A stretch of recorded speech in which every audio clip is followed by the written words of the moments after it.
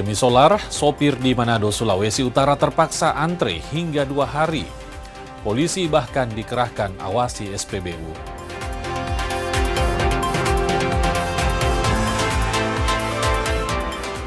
Isak tangis iringi kedatangan jenazah korban kebakaran KMP Mutiara Sentosa II di Makassar, Sulawesi Selatan.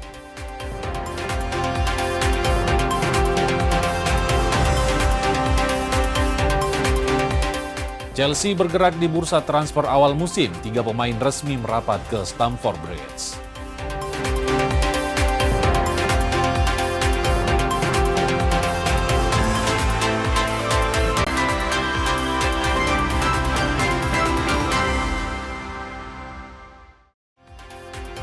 Selamat pagi saudara, 3 informasi utama tadi dan sejumlah informasi penting dan menarik lainnya akan mengisi Kompas Pagi di edisi hari ini. Anda bersama saya Hendra Bakti, kita jelang Kompas Pagi selengkapnya di Kompas TV, independen terpercaya.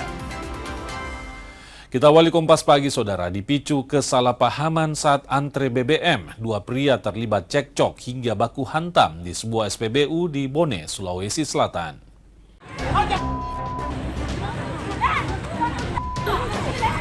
Kericuhan terjadi di depan stasiun pengisian bahan bakar umum atau SPBU di Jalan Mangga, Macege, Bone, Sulawesi Selatan.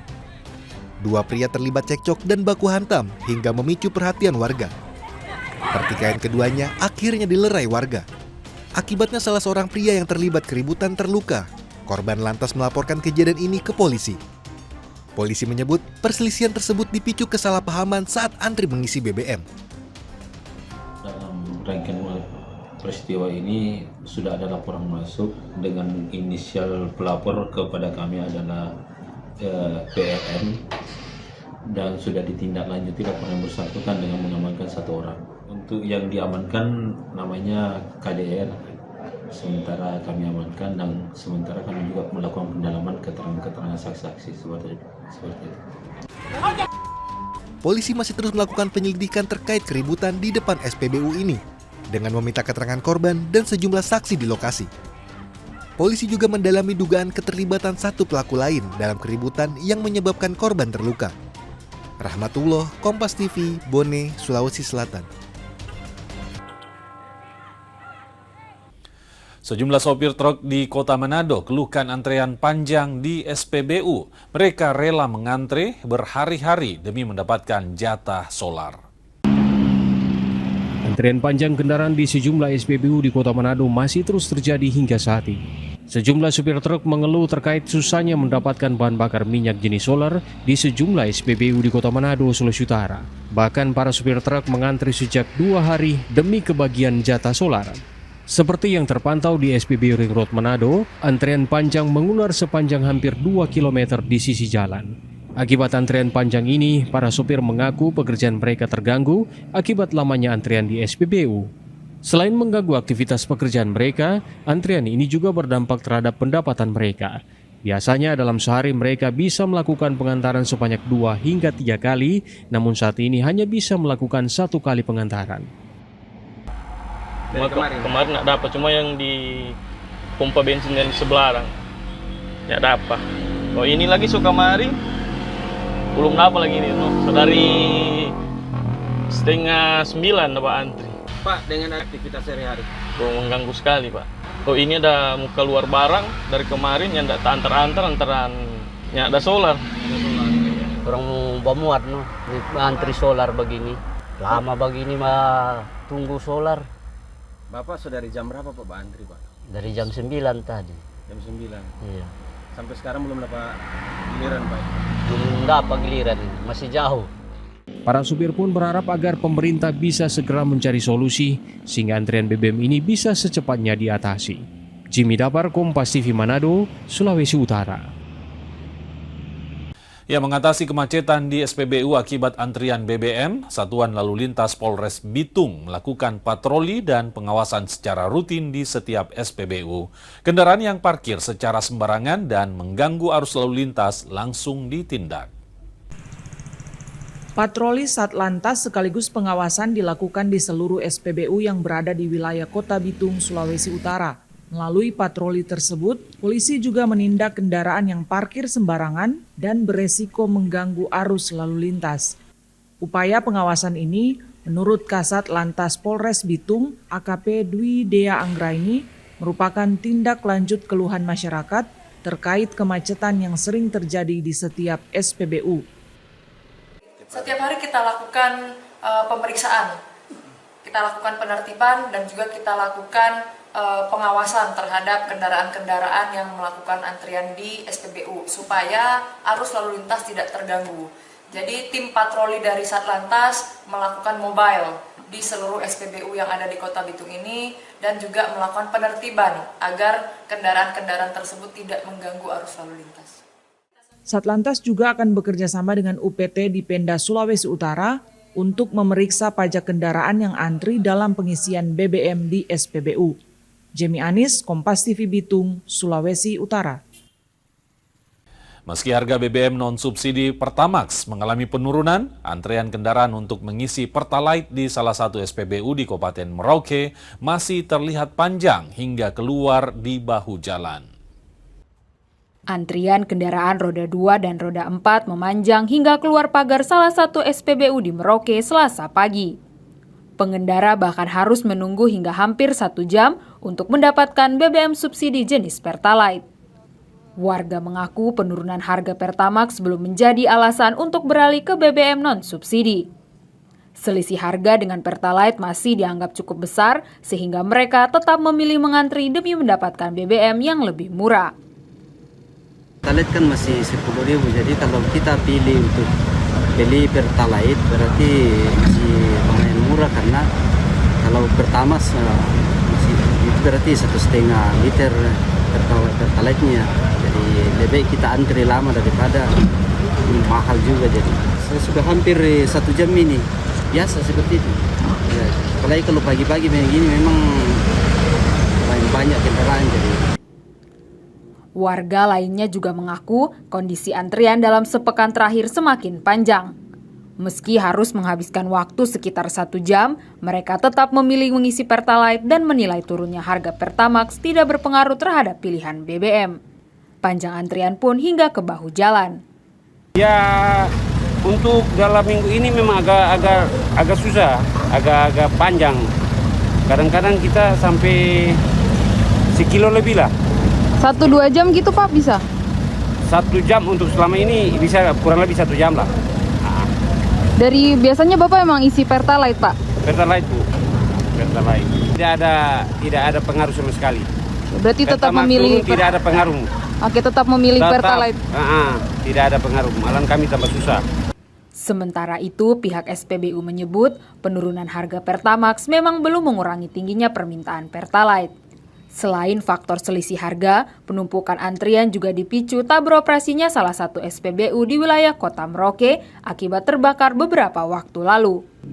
Setiap hari SPBU Ahmad Yani hanya menerima pasokan Pertalite sekitar 10 ton yang dibagi untuk kendaraan roda 2 dan roda 4. Dengan tingginya permintaan, stok Pertalite umumnya telah habis sekitar pukul 12:30 hingga 1 siang.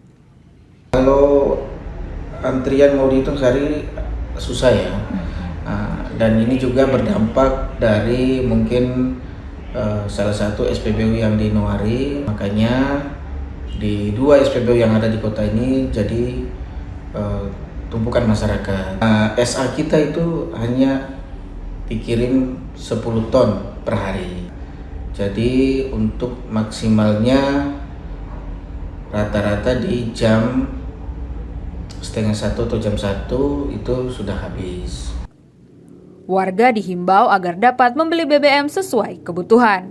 Antrian kendaraan diperkirakan masih akan terjadi setiap harinya selama pasokan Pertalite masih terbatas. Kathleen Romera, Kompas TV Merauke, Papua Selatan.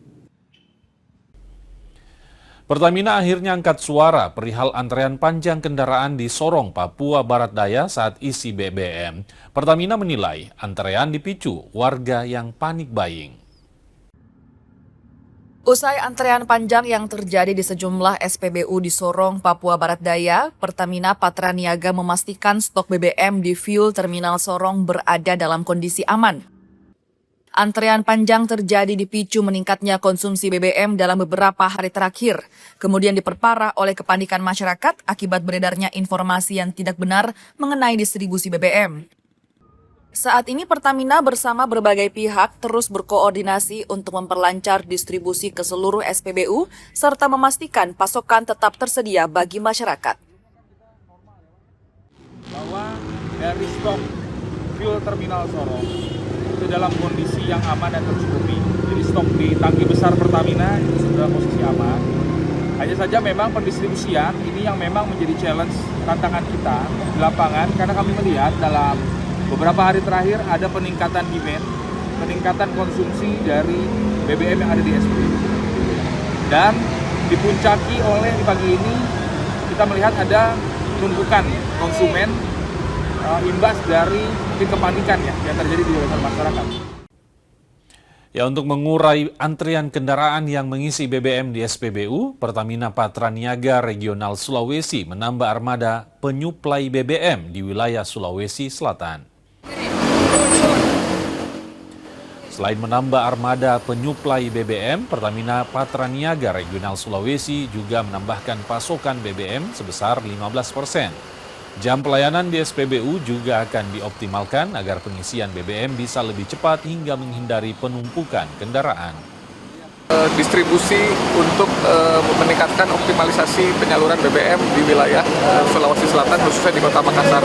Upaya-upaya yang sudah kami lakukan adalah kita menambah jumlah armada tangki perbantuan jika terjadi peningkatan demand di SPBU, dan juga kita membuka layanan SPBU, penyesuaian jamnya ditambah, lalu juga penyesuaian untuk pengiriman juga ditambah, dan juga kita menambahkan 15% penyaluran dari rata-rata harian normal. Sekarang ini alhamdulillah sudah membaik. Oh, sudah turun ya Pak? Oke, siap. Berarti tidak terlambat lagi? Oh, tidak terlambat lagi nih kalau daerah-daerah Makassar.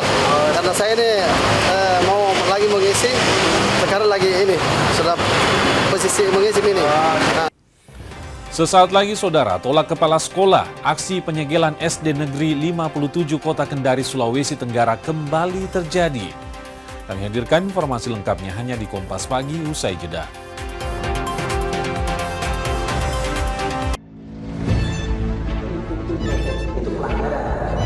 Zamannya sekarang perilaku korup ada di BUMN kita. Jangan lompat ke kesimpulan tanpa menjelaskan dirinya. Saya anak buahnya Prabowo. Gaji tidak naik kan? Hanya 5.000 orang. Bahwa hal tersebut tidak boleh. Bola Liar setiap Jumat pukul 8:30 malam live di Kompas TV. Ketahui berita dan informasi seputar kekhasan, gagasan, tantangan, serta inovasi di 38 provinsi dan 514 kabupaten kota di seluruh tanah air yang terajut menjadi inspirasi.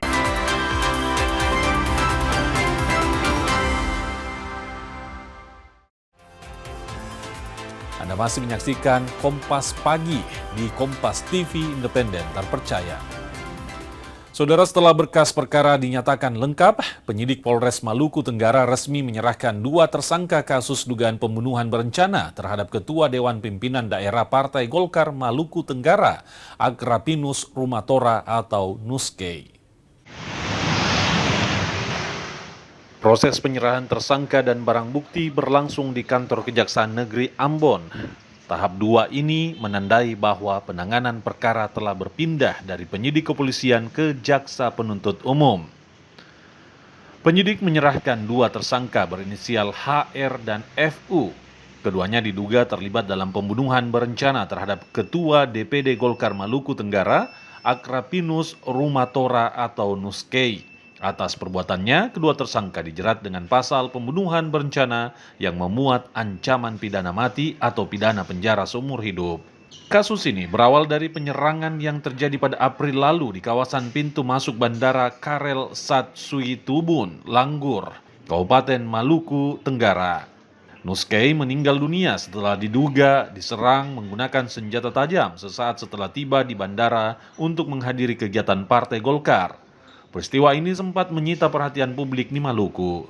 Terkandung maksud bahwa proses penyidikan dari kami, dari kepolisian bisa dinyatakan lengkap oleh kejaksaan. Sehingga pada hari ini proses tahap 2 itu berlangsung. Ancaman hukumannya, pasal yang kita sangkakan itu 456 dan 458 KUHP. Kalau yang 45, yang pembunuhan berencana itu hukuman mati, seumur hidup, paling maksimal 20 tahun. KUHP itu memberikan kita kesempatan untuk sementara ini 20 hari ya, 20 hari untuk penahanan. Tapi kita maksimalkan secepatnya, kita limpahkan ke pengadilan, mengingat kita jauh dan nanti sidangnya di sini. Ambon, Pengadilan Negeri Ambon. Setelah menerima tersangka dan barang bukti, jaksa penuntut umum akan menyusun surat dakwaan. Perkara ini selanjutnya akan dilimpahkan ke pengadilan negeri untuk segera disidangkan. Yahya Lating, Kompas TV, Ambon. Polemik isu cawe-cawe Kapolda Sulut dalam kasus pemalsuan surat dan pengembalian dana hibah korupsi 5,2 miliar memasuki babak baru.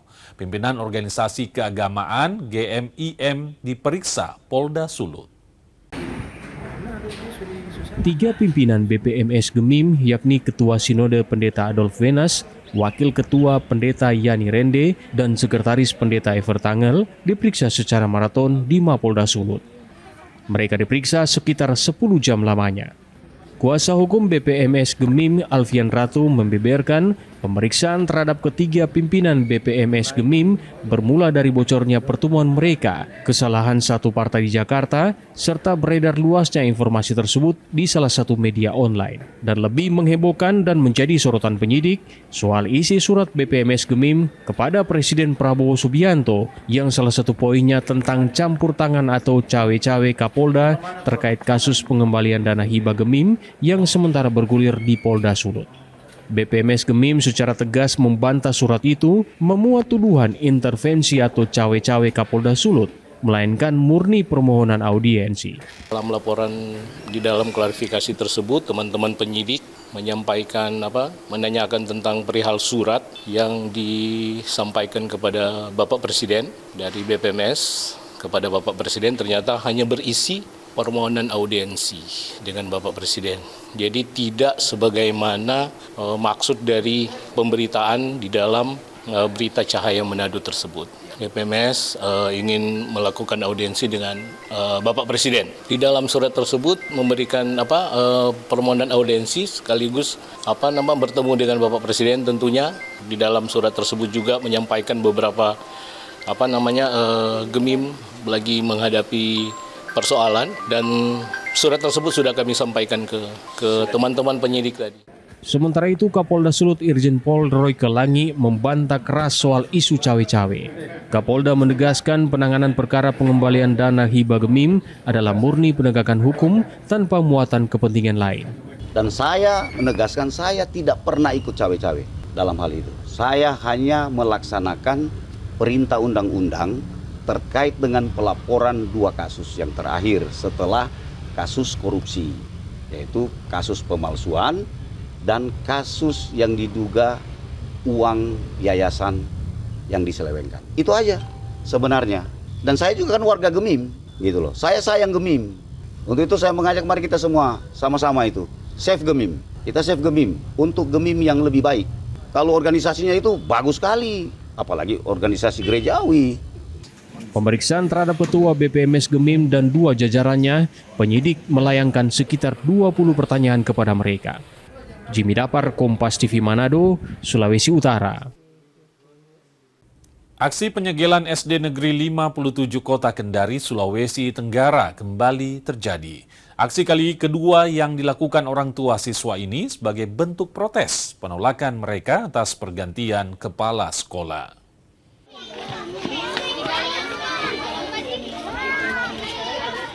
Siswa SD Negeri 57 Kendari, Sulawesi Tenggara hari ini kembali tak belajar. Bukan karena sedang ada rapat, tapi sekolah mereka disegel. Penyegelan dilakukan orang tua siswa sendiri. Ini bukan kali pertama, tapi yang kedua. Mereka protes atas pergantian kepala sekolah dan menolak kepala sekolah yang baru. Orang tua siswa bersikukuh tak menerima kepala sekolah yang baru. Kepala sekolah tersebut pernah bertugas di sekolah ini dan dinilai memiliki rekam jejak yang buruk. Kepala sekolah yang kami tolak itu, dia akan datang kembali di sini. Nah, jadi kami lakukan lagi apa yang kami telah lakukan pada tanggal 21 Juli itu. Dengan satu tuntutan, Pak, tidak ada yang banyak. Ibu Fitri jangan di sini.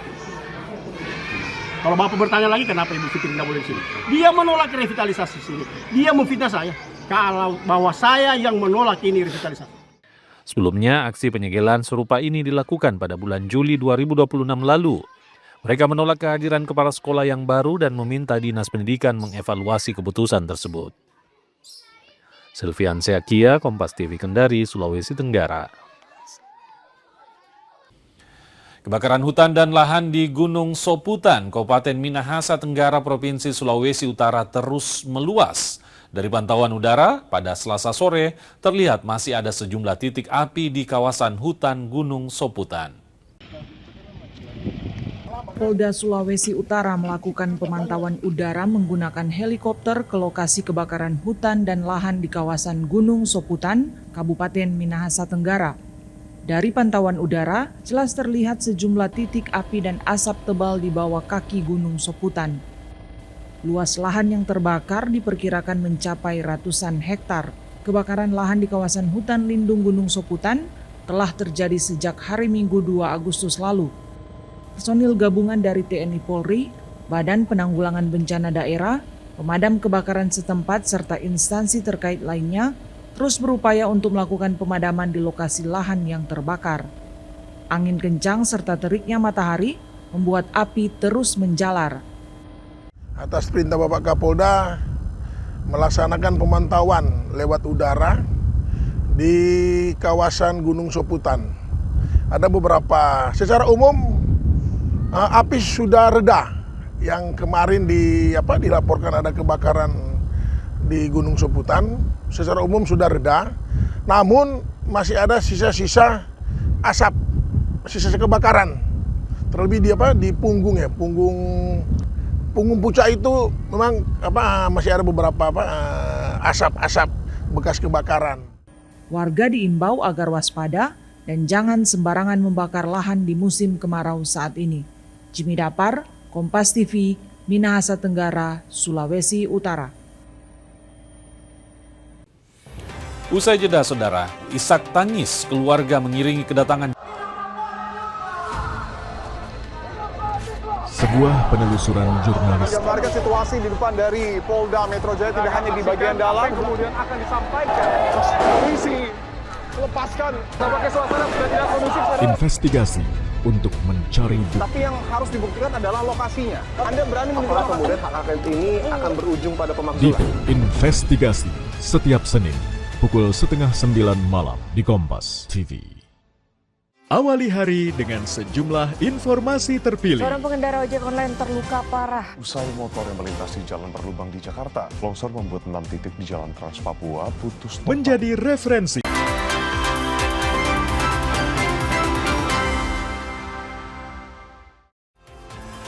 Terima kasih Anda masih bersama kami dalam Kompas Pagi bersama saya Hendra Bakti. Isak tangis keluarga mengiringi kedatangan jenazah Siti Fatimah, korban terbakarnya KMP Mutiara Sentosa II di perairan Sumeneb, Jawa Timur. Jenazah almarhumah Siti Fatimah, korban terbakarnya KMP Mutiara Sentosa II langsung disambut tangis histeris pihak keluarga dan kerabat almarhumah di rumah duka di Makassar, Sulawesi Selatan. Almarhumah diketahui berangkat dari Surabaya menuju Makassar usai menjemput putrinya yang baru saja pulang dari Taiwan di Jakarta. Saat kebakaran terjadi, korban tak bisa menyelamatkan diri hingga meninggal dunia. Atas nama pemerintah, kami turut berbela-sungkawa yang sangat mendalam atas peristiwa ini yang menimpa Ibu Siti Fatimah atas tenggelamnya kapal Sentosa ya. Dan pada kesempatan ini pula kami menyerahkan jenazah almarhumah kepada pihak keluarga untuk dimakamkan. Rencananya besok ya Pak ya, dimakamkan di kuburan keluarga. Karena bersampingan rumah. bersampingan rumah Pak ya sama Ibu Siti Fatimah ini. Di Thailand dia kerja tuh. Dia kuliah Pak. Oh kuliah dia. Anunya Pak, apa namanya? Magang di sana. Oh magang. Maksudnya magang apa dia? Restoran dia Pak di sana. Oh. Jadi baru pertama kali lagi ketemu sama anaknya yang Iya, ya? dia 1 tahun 3 bulan baru ketemu. Menteri Hukum memastikan akan mengikuti putusan MK terkait anggaran MBG yang dipisah dengan anggaran pendidikan. Kementerian Hukum akan mengkaji putusan MK yang mewajibkan pemisahan anggaran MBG dengan anggaran pendidikan sebelum melaporkan kepada Presiden. Namun, Kementerian Hukum memastikan akan mengikuti putusan MK atas pemisahan anggaran pendidikan dan anggaran MBG. Intinya, apapun yang merupakan keputusan Mahkamah Konstitusi, kewajiban kita untuk ikut. Pemerintah ya, dan hasil kajian dari Kementerian Hukum nanti akan saya laporkan ke Bapak Presiden dan juga Kepala DGN. Informasi lain, saudara, harga ayam kampung di Pasar Wamanggu, Merauke mengalami penurunan dalam beberapa bulan terakhir akibat menurunnya daya beli masyarakat. Sementara itu, harga ayam potong masih bertahan stabil meski jumlah pembeli juga mulai berkurang. Terpantau harga ayam kampung mengalami penurunan di Pasar Wamanggu, Merauke. Pedagang mengaku ayam kampung kini dijual mulai dari Rp80.000 hingga Rp100.000 per ekor tergantung ukuran ayam. Jika sebelumnya ayam kampung ukuran sedang dijual sekitar Rp120.000 per ekor dan ayam jago mencapai Rp175.000 per ekor, kini harga ayam jago turun menjadi sekitar Rp140.000 per ekor. Penurunan harga ini sudah terjadi sejak bulan Juni 2026 yang bertepatan dengan meningkatnya kebutuhan masyarakat untuk pendaftaran sekolah anak. Menurut pedagang, stok ayam kampung sebenarnya tidak melimpah, namun berkurangnya jumlah pembeli membuat harga harus diturunkan agar penjualan tetap berjalan. Sekarang agak menurun karena pembeli juga ya kurang juga. Ya ada yang 80, sedang ada yang 100. Itu beda-beda harga karena apa, Pak? Karena besar dengan sedang atau kecil. Bulan 8, bulan 6 itu sudah mulai terus. Pas anak-anak masuk sekolah, daftar sekolah, ya itu sudah. Ya kalau pas itu bisa, kalau yang sedang itu bisa 120. Kalau yang jago itu bisa 175 kalau sekarang macam jago itu bisa 140. Berbeda dengan ayam kampung, harga ayam potong masih relatif stabil. Saat ini ayam potong dijual sekitar Rp50.000 hingga Rp55.000 per ekor. Pedagang mengaku belum mengalami perubahan harga dalam 1 bulan terakhir. Meski demikian, pedagang juga merasakan penurunan jumlah pembeli di pasar. Ya, ada 55, 50, masih terjaga lebih standar. Tidak ada kenaikan, tidak ada penurunan. Stabil ya Pak ya? Sudah berapa hari ini? Sudah 1 bulan. Ya kalau sekarang sih agak sepi. Agak sepi sekarang. Berarti tergantung pembeli juga Pak ya? Kathleen Romera, Kompas TV Merauke, Papua Selatan. Menteri Koordinator Pangan Zulkifli Hasan meninjau kampung nelayan Merah Putih di Makassar, Sulawesi Selatan. Zulkifli Hasan bilang kampung nelayan Merah Putih akan jadi program untuk meningkatkan kesejahteraan nelayan dan penguatan ekonomi pesisir. Menteri Koordinator Bidang Pangan Zulkifli Hasan meninjau kampung nelayan Merah Putih di Untia, Kecamatan Biringkanaya, Kota Makassar, Sulawesi Selatan. Peninjauan ini dilakukan untuk melihat progres pembangunan Kampung Nelayan Merah Putih Untia. Zulkifli Hasan bilang, Kampung Nelayan Merah Putih merupakan salah satu program prioritas Presiden Prabowo Subianto untuk meningkatkan kesejahteraan nelayan dan penguatan ekonomi pesisir. Agar bapak-bapak yang nelayan itu lebih makmur. Ya, jelas? Nah, apa yang diperlukan?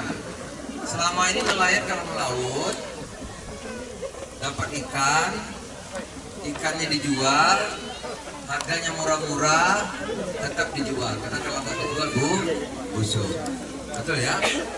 Nah, maka sekarang dibantu, ini penyangga, kalau sebelah sana itu ada Kampung Nelayan Merah Putih, itu ada konsulitnya, ada pabrik esnya, ada bengkelnya, ada kelompoknya, dibikin juga nanti udah ada belum SPPN ya, untuk solar biar mudah. Di Kampung Nelayan Merah Putih Untia terdapat sejumlah fasilitas yang disiapkan, diantaranya shelter call box, docking kapal, bengkel nelayan, hingga kantor pengelola. Kampung Nelayan Merah Putih diharapkan jadi program untuk meningkatkan kesejahteraan nelayan dan penguatan ekonomi pesisir.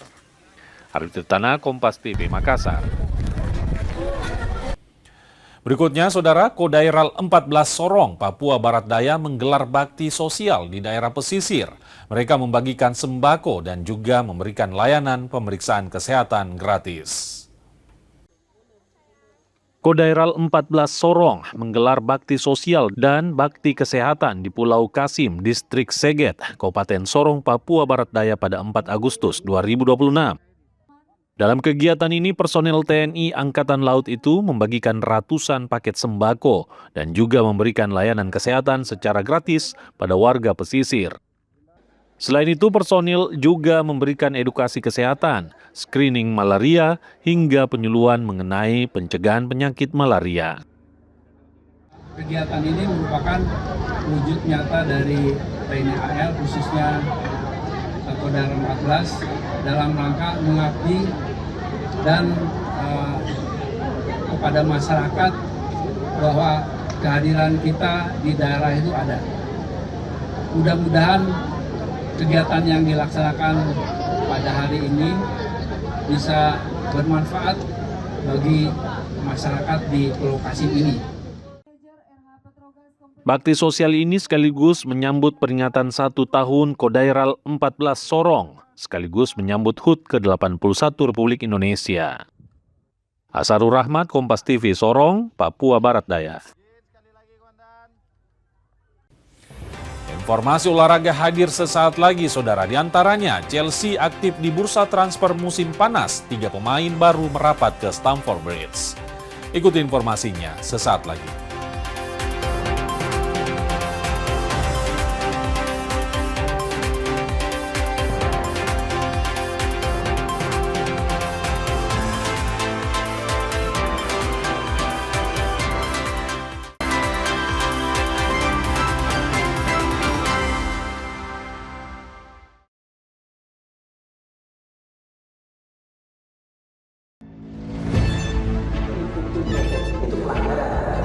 Zamannya sekarang perilaku korup ada di BUMN kita. Jangan lompat ke kesimpulan tanpa menjelaskan detailnya. Saya anak buahnya Prabowo. Gaji tidak naik ya? Hanya 5.000 orang. Bahwa hal tersebut tidak boleh. Bola Liar setiap Jumat pukul 8:30 malam live di Kompas TV. Ketahui berita dan informasi seputar kekhasan, gagasan, tantangan, serta inovasi di 38 provinsi dan 514 kabupaten kota di seluruh tanah air yang terajut menjadi inspirasi bagi bangsa. Berbagai informasi aktual dan menarik dari berbagai daerah di tanah air dalam Jurnal Nusantara. Ikuti Jurnal Nusantara setiap hari pukul 6:30.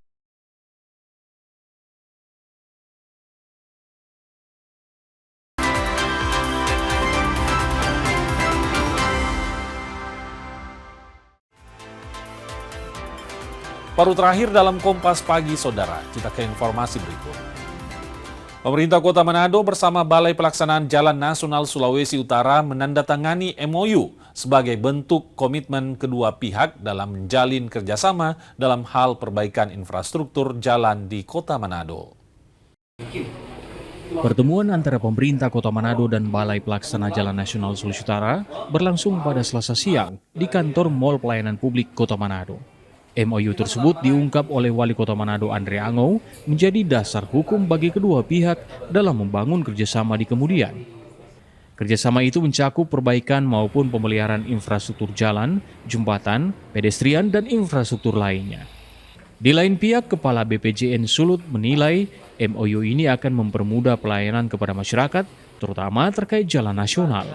Sebagai payung supaya nanti dibuat PKS untuk apa saja nanti yang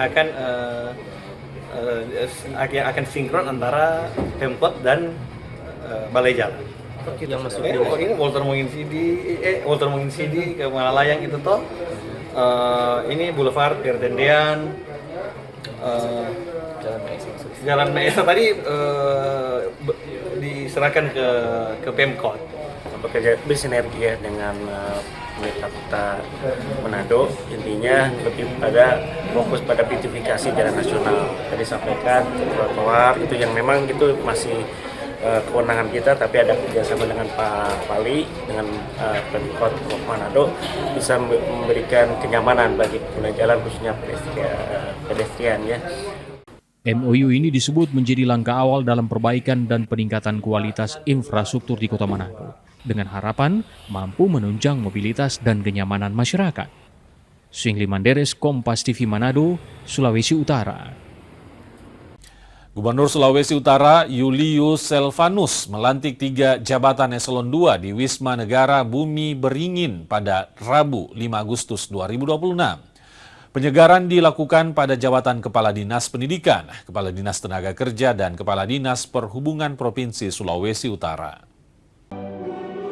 Pelantikan dan pengambilan sumpah jabatan yang digelar di Wisma Bumi Beringin pada Rabu 5 Agustus ini meliputi 3 jabatan eselon 2. Di antaranya jabatan Kepala Dinas Pendidikan Provinsi Sulawesi Utara, kini dijabat Yahya Rondonuwo. Sebelumnya dijabat oleh Femi Sulu, yang kini didapuk menjabat Kepala Dinas Perhubungan Provinsi Sulawesi Utara. Selanjutnya jabatan Kepala Dinas Tenaga Kerja Provinsi Sulawesi Utara kini dijabat oleh D. Sipat, yang dulunya menjabat sebagai Kepala Dinas Pekerjaan Umum dan Penataan Ruang atau PUPR Provinsi Sulawesi Utara. Jabatan Kadis PUPR sendiri hingga berita diturunkan masih kosong.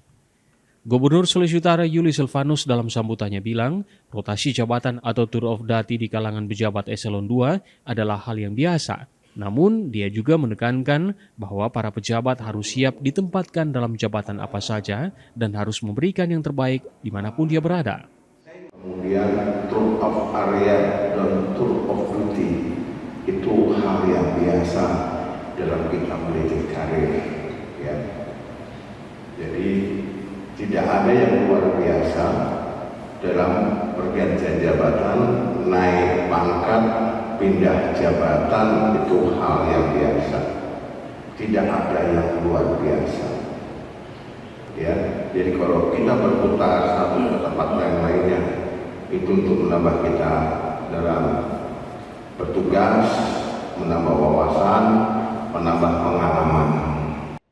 Sementara itu, Yahya Rondonuwo, Kepala Dinas Pendidikan yang baru bilang, tugas yang diberikan gubernur memiliki tanggung jawab berat, namun dirinya siap menjalankan tugas. Saya berterima kasih sebesar-besarnya kepada Pak Gubernur dan JNTI Prawirawan Julius Selvanus yang memberikan kepercayaan besar pada saya. Ini tanggung jawab yang sangat besar, yang saya yakin tantangannya tidak mudah, sangat-sangat tidak mudah.